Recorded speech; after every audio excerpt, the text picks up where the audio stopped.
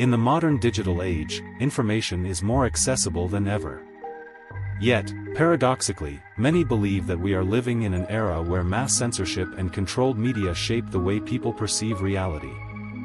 Governments, corporations, and powerful organizations are accused of suppressing dissenting voices, curating narratives, and manipulating public perception through censorship tactics hidden in plain sight. This theory suggests that the battle for truth is no longer fought in the streets but on the internet, where a war of information is waged against the masses. The origins of mass media manipulation.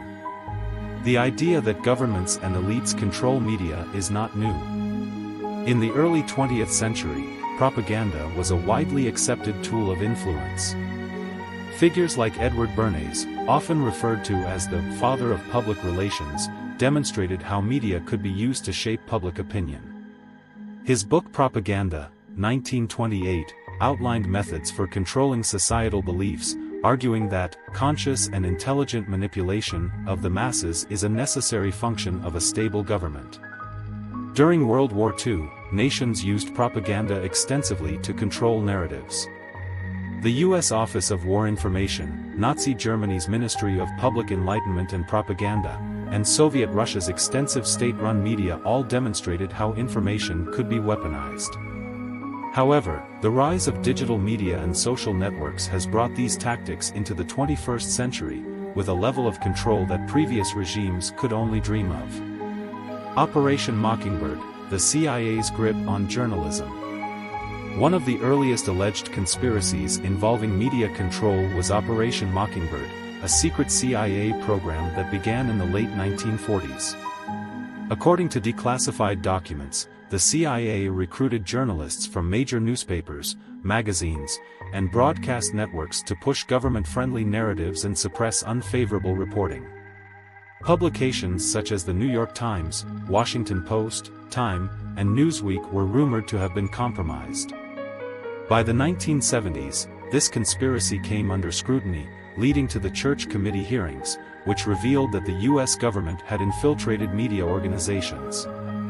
The public was told the program had ended, but some researchers believe that media control only became more sophisticated, adapting to new technologies and global narratives. The digital age, from information to indoctrination. As the internet became the primary source of information, new forms of censorship emerged. Governments and corporations no longer needed to rely on physical propaganda. Instead, they could use algorithms, shadow bans, deplatforming, and AI-driven moderation to shape narratives.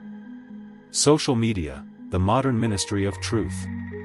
Social media platforms, originally seen as tools for free expression, have been accused of becoming gatekeepers of information. Platforms like Facebook, Twitter, now X, YouTube, and TikTok have been criticized for selectively enforcing rules, removing content that contradicts official narratives while amplifying certain viewpoints. For example, deplatforming of political figures. In 2021, former U.S. President Donald Trump was permanently banned from Twitter and Facebook, sparking debates over whether social media companies had become more powerful than governments in controlling speech.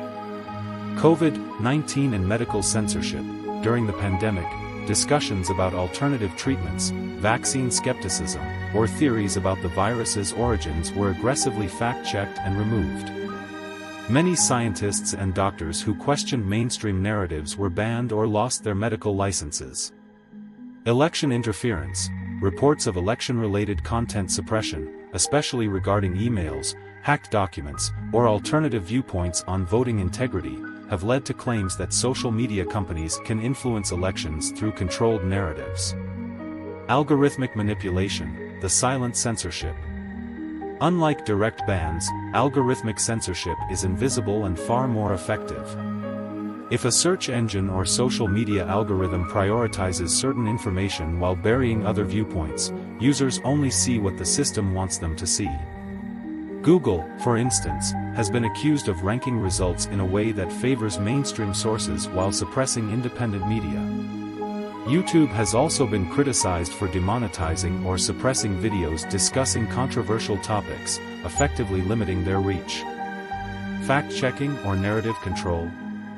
Fact-checking organizations have gained prominence as arbiters of truth, but many skeptics argue that they are weaponized tools to reinforce certain narratives rather than objective sources of information.